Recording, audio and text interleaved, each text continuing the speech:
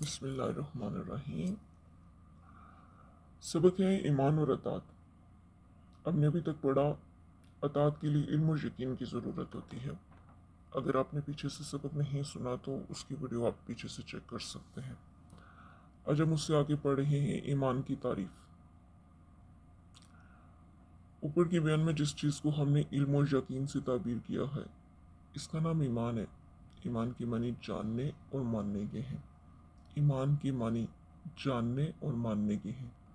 جو شخص خدا کی ودانیت اور اس کی حقیقی صفات، اس کی قانون، اس کی جزا و سزا کو جانتا ہو اور دل سے اس پر یقین رکھتا ہو اس کو مومن کہتے ہیں۔ ایمان کا نتیجہ یہ ہے کہ انسان مسلم یعنی اللہ کا اطاعت کرنے والا بن جائے۔ ایمان کی اس تعریف سے تو یہ سمجھ آ جاتا ہے کہ ایمان کے بغیر کوئی انسان مسلم نہیں ہو سکتا۔ اسلام اور ایمان کا تعلق وہی ہے جو درخت کا تعلق بیج سے ہوتا ہے۔ بیج کے بغیر تو درخت پیدا ہی نہیں ہوتا۔ ہاں، البتہ ہو سکتا ہے کہ بیج زمین میں بویا جائے مگر زمین خراب ہونے کی وجہ سے یا آب و ہوا اچھی نہ ملنے کی وجہ سے درخت ناقص نکلے۔ بالکل اسی طرح اگر کوئی شخص سرے سے ایمان ہی نہ رکھتا ہو تو یہ کس طرح ممکن ہے کہ وہ مسلم ہو؟ البتہ یہ ضرور ممکن ہے کہ کسی شخص کے دل میں ایمان ہو مگر اپنے ارادے کی کمزوری یا تعلیم و تربیت اور بری صحبت کے اثر سے وہ پورا اور پکا مسلم نہ ہو۔ یہاں سے امپورٹنٹ چیز آ رہی ہے، ایمان اور اسلام کے لحاظ سے تمام انسانوں کے 4 درجے ہیں۔ تو اس میں سب سے پہلا جو درجہ ہے، جو لوگ ایمان رکھتے ہیں ان کا ایمان انہیں خدا کی اطاعت کا ایسا کرنے پر مجبور کرتے جس بات کو خدا ناپسند کرتا ہے۔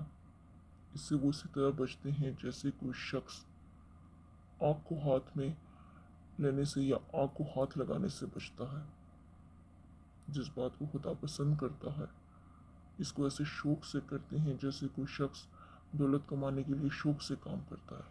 یہ اصلی مسلم ہے۔ اللہ تعالیٰ مجھے اور آپ کو بھی ایسے صف میں شامل کرے۔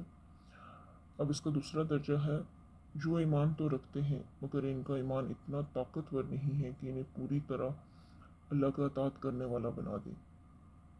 یہ گرچہ کم درجے کے مسلم ہیں، کم درجے کے لوگ ہیں مگر بہرحال مسلم ہیں، بہرحال اطاعت کرنے والے ہیں۔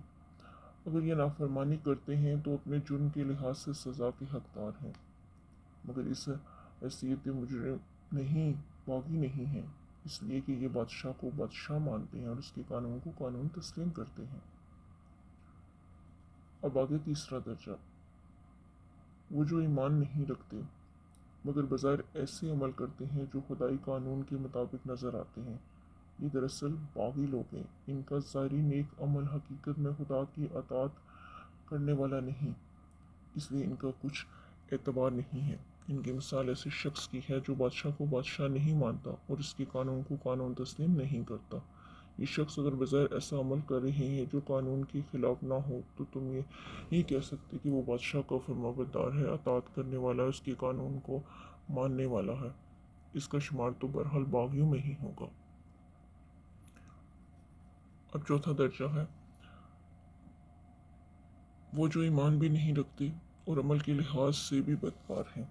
سب سے بدتر درجے کے لوگ ہیں کیونکہ یہ باغی بھی ہیں، گناہ گار بھی ہیں اور فساد کرنے والے بھی ہیں۔ انسانی طبقے کی اس تقسیم سے یہ بات ظاہر ہو جاتی ہے کہ ایمان ہی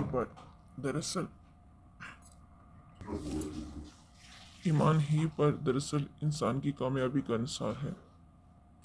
اسلام خواہ وہ کامل ہو یا ناقص صرف ایمان کے بیچ سے پیدا ہوتا ہے۔